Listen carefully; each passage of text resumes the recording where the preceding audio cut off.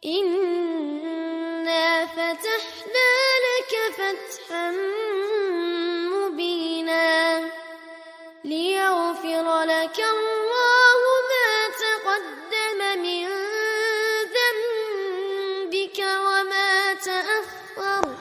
Bismillah, Assalamualaikum warahmatullahi wabarakatuh. Alhamdulillah wassalatu wassalamu ala rasulillah wa ala alihi wa man tabi'ahum bi ihsani ila yaumiddin. Asyhadu an la ilaha illallah wahdahu la syarikalah wa asyhadu anna Muhammadan abduhu wa rasuluhu, amma ba'du. Kaifa halukum? Alhamdulillah bi khair. Anak-anakku sekalian, di pagi hari yang berbahagia ini kita akan melanjutkan kembali pelajaran kita dari buku Sirah Nabawiyah. Kita kemarin telah sampai di Fathu Mekah.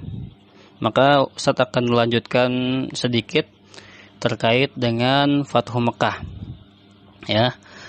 Nanti anak-anakku sekalian bisa dilihat bukunya pada halaman 16 ya, sampai halaman 19 ya, ketika sudah diartikan.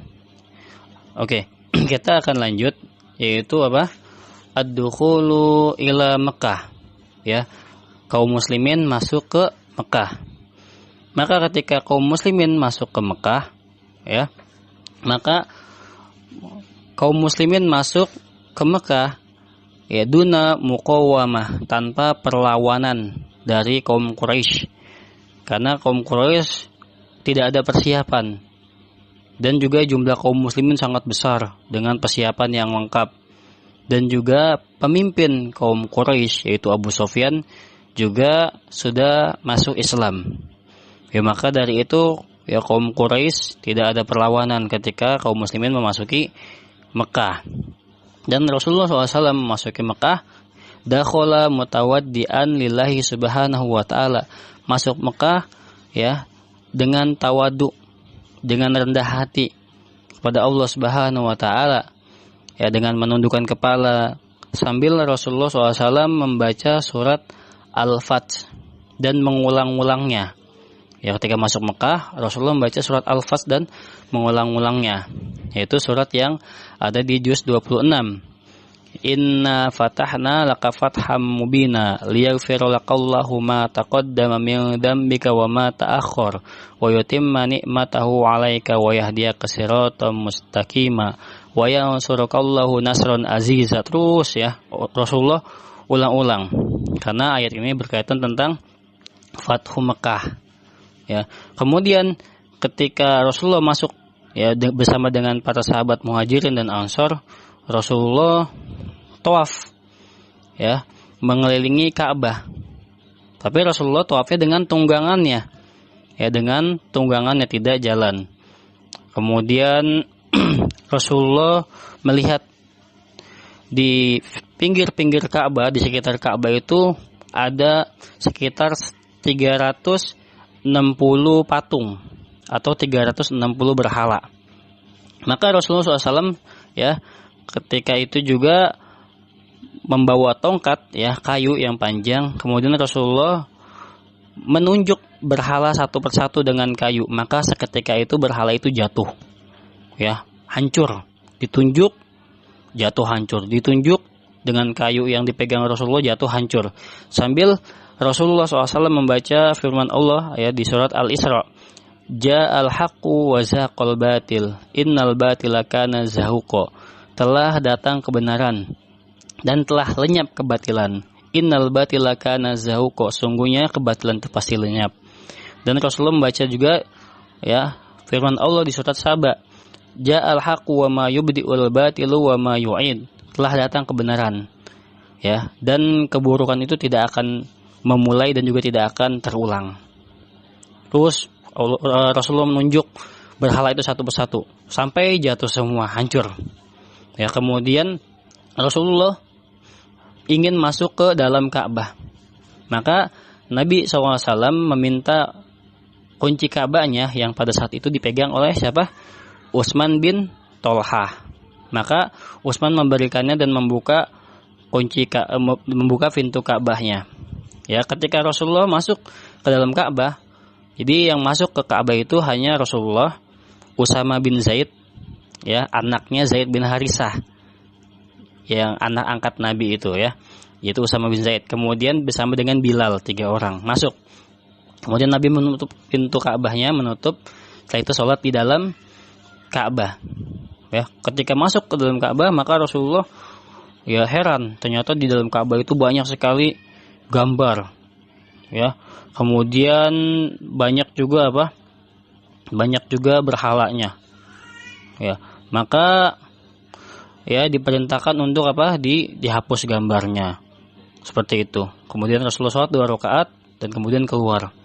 Nah, setelah keluar, maka kaum Quraisy berada di di luar Ka'bah, di Masjidil Haram, ramai sekali, ya, para penduduk Mekah. Mereka berada di Mekah, berada di Masjidil Haram pada saat itu. Ketika Rasulullah keluar, maka ramai sekali. Ya, sebelumnya juga penduduk Quraisy menyaksikan bahwa berhala-berhalanya itu jatuh satu persatu ketika ditunjuk dengan tongkatnya Nabi. Jatuh satu persatu. Ini menunjukkan bahwasannya berhala yang mereka sembah itu tidak mempunyai kekuatan sama sekali, tidak bisa memberikan manfaat kepada manusia dan tidak bisa memberikan bahaya kepada manusia. Bahkan kepada dirinya saja, kepada diri sendirinya saja berhala itu tidak bisa menolongnya. Ketika Nabi, ya, menunjukkan tongkat kepada mereka dan mereka berjatuhan satu persatu. Dan kaum Quraisy menyaksikannya hal tersebut.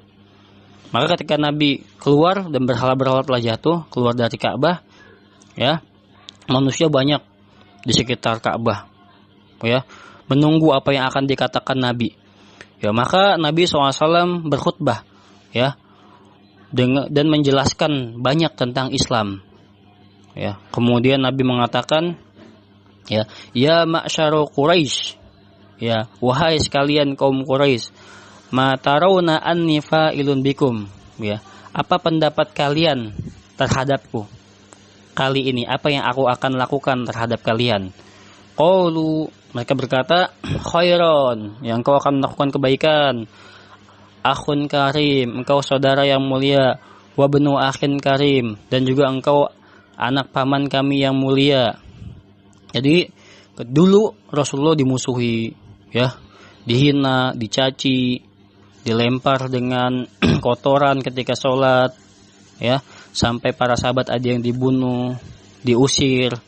Ketika mereka kuat. Sekarang ketika mereka lemah, mereka mengatakan yang baik-baik kepada Nabi. Maka Nabi tidak ada dendam dalam diri Nabi.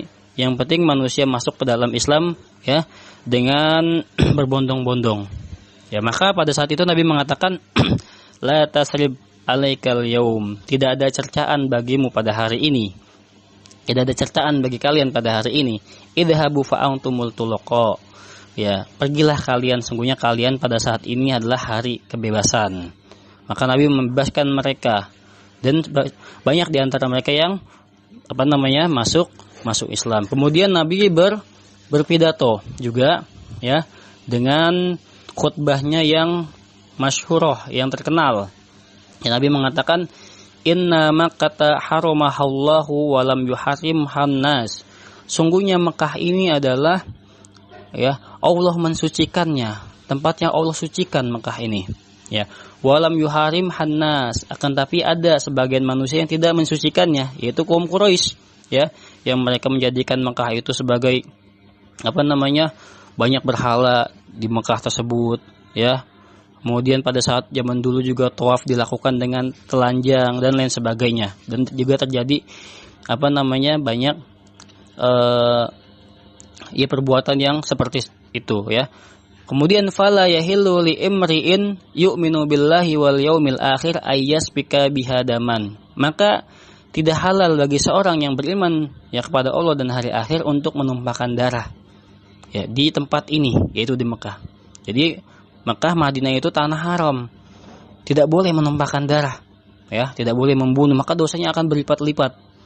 Bahkan melihat binatang buruan saja, ya, ketika lagi umroh itu tidak boleh, haji tidak boleh dibunuh, ya. Wala ya'duda biha syajaratan, dan tidak boleh mencabut pohonnya yang ada di Mekah ini, ya. Makanya tanahnya tanah haram, ya. Fa in ahadun tarakhasa li qitali Rasulillah SAW alaihi salam, faqulu lahu innallaha azina li Rasulillahi sallallahu alaihi wasallam. Apabila ada seorang yang diberi keringanan untuk berperang bersama Nabi SAW, maka katakan kepadanya, faqulahu, katakan kepadanya, innallaha azina li Rasuli sallallahu alaihi wasallam. Sungguhnya Allah yang memberikan keringanan kepada orang tersebut untuk boleh membunuh atau boleh berperang di Masjidil Haram. Karena pada hakikatnya Masjidil Haram itu adalah tanah haram yang tidak boleh ada peperangan dalamnya, ya. Makanya kaum Quraisy kalau berperang maka di luar sekitaran Mekah, ya, tidak boleh di dalamnya. Ya. Walam ya'zan lakum, dan tidak diizinkan untuk kalian. Jadi ketika Nabi menguasai Fathul Mekah, maka Nabi diizinkan untuk berperang. Pada hakikatnya, ya, tidak masalah. Allah yang mengizinkannya, tapi tidak diizinkan untuk kalian, kata Nabi. Hanya Nabi yang diizinkan, ya. Wa innama azina li sa'atan min nahar. Sungguhnya aku diizinkan hanya sesaat saja di waktu siang ini. Ya. Wa qad 'adat hurmatuhal yaum ka hurmatiha bil ams, dan akan kembali kesucian Mekah ini seperti kesuciannya kemarin. Ya. Dan akan kembali lagi. Sekarang boleh nih untuk membunuh orang yang jahat, maka boleh. Ya, nanti tidak boleh, ya. Walibaligu syahid al-ghaib, maka hendaknya orang yang hadir pada saat ini yang mendengar khutbah saya menyaksikan, atau orang yang datang kepada khutbah saya ini mendengar, maka hendaknya dia menyampaikan kepada al-ghaib yang tidak hadir. Dan selanjutnya, maka Rasulullah SAW memerintahkan untuk mencari sekitar 9 atau 10 orang yang dianjurkan untuk dibunuh, ya, karena dosa 10 orang ini sangat besar, ya, maka ini dianjurkan untuk dibunuh, ya, walau mereka muta'alliqina bi astaril Ka'bah, bergantungan di kain penutup Ka'bah, walaupun mereka ngumpet misalnya di kain penutup Ka'bah di Masjidil Haram yang dilarang dibunuh di situ, ya, tapi Nabi mengizinkannya untuk membunuh 10 orang ini. Ya, ketika Fathu Mekah, siapa aja 10 orang itu? Di antaranya adalah Ibnu Khotol. Ibnu Khotol ini dianjurkan untuk dibunuh. Kenapa? Karena dosanya sangat besar. Dulunya dia adalah seorang Muslim, ya, dia Muslim, kemudian dia tinggal di Madinah, dan kemudian juga dia dia seorang Muslim, tapi dia murtad ternyata, ya, dia murtad, kemudian dia pergi bersama seorang budaknya, ya. Kemudian budaknya diperintahkan untuk memasak binatang buruan, tapi budaknya tidak mau. Maka budaknya itu dibunuh sama dia. Dan juga dia sering menghina Nabi dari syair-syairnya, ya. Maka ketika itu dia bersembunyi di di kain penutup Ka'bah. Maka diperintahkan untuk dibunuh. Ya, kemudian yang dibunuh juga Miqyas bin Sobabah. Miqyas bin Sobabah ini diperintahkan untuk dibunuh, ya. Karena dia juga dosanya sangat besar. Dia pernah membunuh orang. Ya. Pernah membunuh orang. Maka dia dijatuhi hukuman mati. Ya, kemudian Al-Haris bin Nufail. Kemudian Al-Haris bin Tolatil, dan juga budaknya Ibnu Khotol. Jadi sekitar 4 atau 5 orang ini yang diperintahkan untuk dibunuh, ya.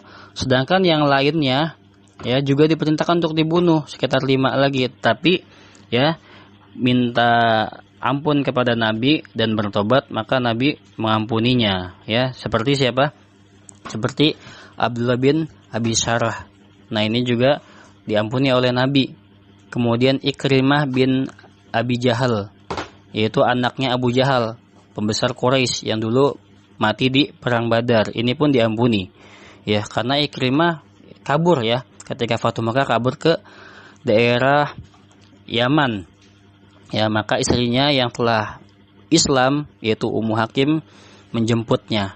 Kemudian minta ampun kepada Nabi dan dia masuk Islam. Kemudian Habar bin Aswad, ya. Kemudian juga yang termasuk yang diampuni Wahsy, yaitu budak yang membunuh Hamzah di perang Uhud. Ini juga yang diperintahkan untuk dibunuh, tapi Nabi mengampuninya. Kemudian juga Hindun binti Utbah, ya, istrinya Abu Sufyan. Ini juga wanita yang dianjurkan untuk dibunuh karena telah memutilasi Hamzah dan memakan jantungnya. Tapi Nabi mengampuninya. Nah, ketika telah selesai dalam perkara ini, maka ya kaum laki-laki berbaiat kepada Nabi. Ya, mereka berbaiat kepada Nabi. Yaitu baiat itu melaksanakan atau mengucapkan sumpah setia ketika mereka masuk Islam. Ya. Laki-laki pertama yang masuk Islam adalah siapa? Yaitu bapaknya Abu Bakar. Yaitu siapa? Abu Quhafah. Masuk Islam di usia yang sudah sangat tua, sampai rambutnya memutih, kemudian jenggotnya memutih, ya, kumisnya memutih. Ya, setelah laki-lakinya berbaiat, ya, bersalaman dengan Nabi, berbaiat, kemudian dilanjutkan oleh wanita. Wanita juga berbaiat yang masuk Islam. Ya, pada saat berbaiat tersebut, di situ ada Hindun, ternyata di dalam, ya, kerumunan wanita tersebut ada Hindun. Dan isi baiatnya, ya, mungkin sudah diketahui, ya, sebagaimana seperti yang di surat Al-Mumtahanah bagian akhir, ya. Alla yusyrikna billahi syai'an wa la yasrikna wa la yazrina wa la yaqtulna auladahunna wa yatina bi buhtani yaftarinahu baina aydihinna wa arjulihinna wa la ya'sihi fi ma'ruf, ya. Jadi untuk tidak menyekutukan Allah ketika masuk Islam berbaiat, ya, agar tidak menyekutukan Allah dengan suatu apapun. Jadi seperti itu. Kemudian wala yasrikna, untuk tidak mencuri, wala yaznina, dan tidak berzina. Maka seketika itu pula Hindun yang ada di tengah-tengah kerumunan kaum wanita menyeletuk, wahai Rasulullah, ya, kami para wanita merdeka itu enggak ada yang berzina. Maka Nabi mengetahui itu adalah suara Hindun. Maka Hindun ketakutan ketika Rasulullah mengetahui suaranya.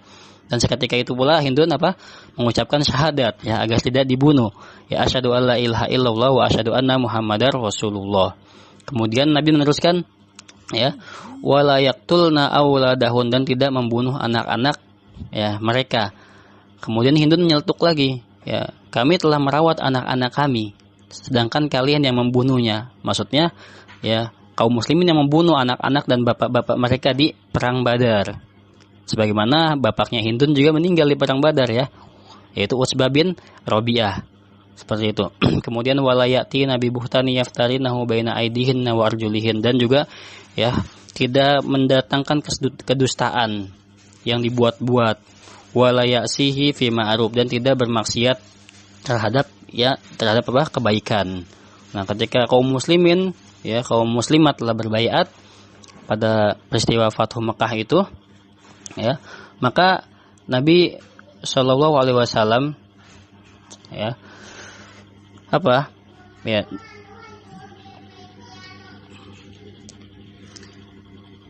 ketika Nabi telah berbaiat, maka Nabi SAW, ya, melihat bahwasannya kaum Ansor, ya, yang menolong kaum Muhajirin, penduduk Madinah, terlihat takut dan bersedih, ya, bahwasannya pasukan kaum Quraisy sudah dikuasai, Mekah sudah dikuasai. Maka kaum Ansor bersedih.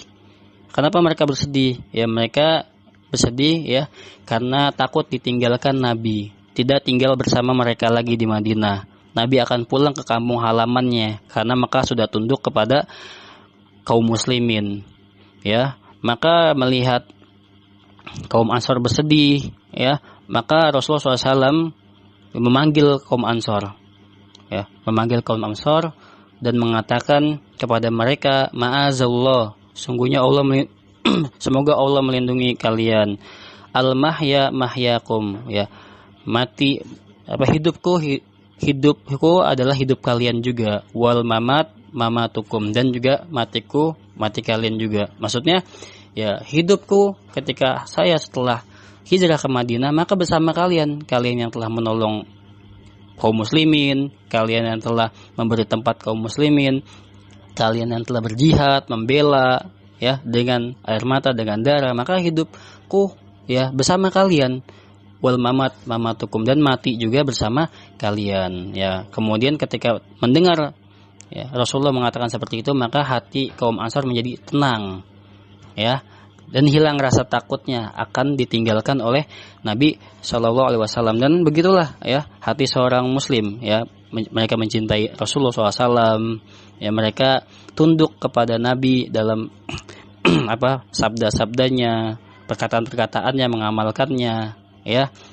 Dan mereka merasa kesal ketika ada orang yang menghina Nabi dan para istri-istrinya ya, sama seperti kaum Ansar yang tidak rela ditinggal Rasulullah SAW ketika Rasulullah SAW telah menang di Mekah. Kan tetapi Rasulullah ya tetap ikut bersama kaum Ansar untuk tetap tinggal di Madinah. Maka Rasulullah SAW tinggal di Mekah selama 19 hari ya setelah kejadian Fathul Mekah. Untuk apa? Untuk mengajarkan Islam kepada penduduk Mekah dan untuk membaiat orang-orang yang datang untuk masuk Islam. Jadi semua kabilah Arab ketika kaum musyrikin sudah dikalahkan, seluruh jazirah Arab dari penjuru Arab datang ke Mekah untuk berislam ya, untuk berislam, masuk Islam. Karena selama ini mereka ya menunggu dulu di mana pasukan Madinah atau pasukan Mekah yang menang. Ternyata kebenaran telah datang, yang menang adalah pasukan Madinah. Maka dari itu jazirah Arab semuanya datang kepada Nabi ya, dan masuk ke dalam agama Islam dengan berbondong-bondong ya. Yadkhulunan nasa fi dinillahi afwaja. Mereka masuk ke dalam agama Allah ya afwaja, secara berbondong-bondong. Jadi pada saat itu kaum muslimin menyebar di mana-mana dan agama Allah telah menang ya, telah menang. Kemudian ya Rasulullah juga membersihkan bekas-bekas pengaruh jahiliyah ya ketika di Mekah, dan juga mengatakan man kana yu'minu billahi wal yaumil akhir fala yada fi baitihi sonaman illa kasaruhu. Ya orang yang beriman kepada Allah dan hari akhir ya, maka dia apabila ada di rumahnya patung atau berhala ya, maka hendaknya dia hancurkan patung tersebut.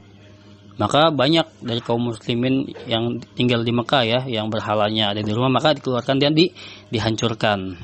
Nah, kemudian Rasulullah SAW juga mengutus pada bulan Ramadan, yaitu Khalid bin Walid ya, untuk menghancurkan berhala.